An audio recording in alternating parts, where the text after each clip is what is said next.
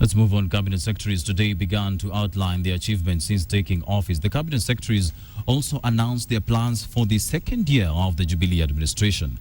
From increased access to water, issuance of title deeds, to provision of subsidized fertilizer, the cabinet secretaries spoke of their successes, albeit achieved at a slow pace and low rate.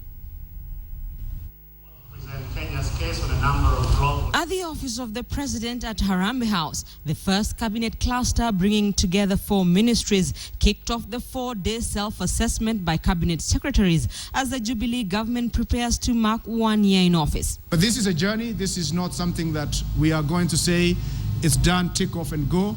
It's a continuous improvement. The train has left the station. A journey that will see the government issue at least 3 million title deeds.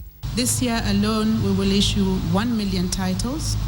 We have already done 139,000. We have about 227,000 which are ready. The Ministry of Lands, Housing and Urban Development is planning to establish a digital titling center in Ruaraka and wants to introduce new title deeds with counterfeit features.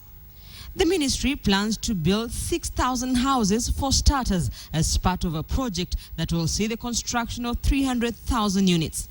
The ministry will also undertake the police housing scheme as well as provide access to housing under the civil servants housing scheme.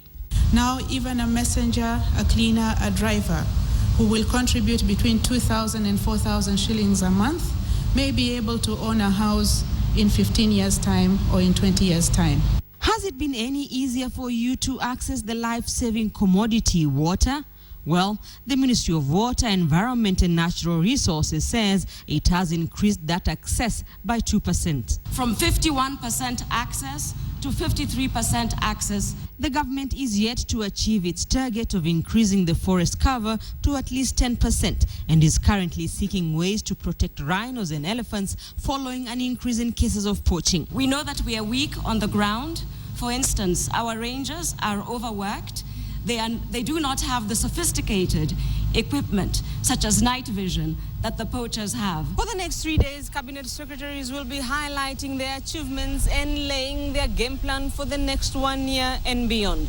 With the government running behind schedule in meeting some of its pledges, analysts will be monitoring the self-assessment by the government as they prepare Jubilee's scorecard 1 year later. Rita Tinina, KTN.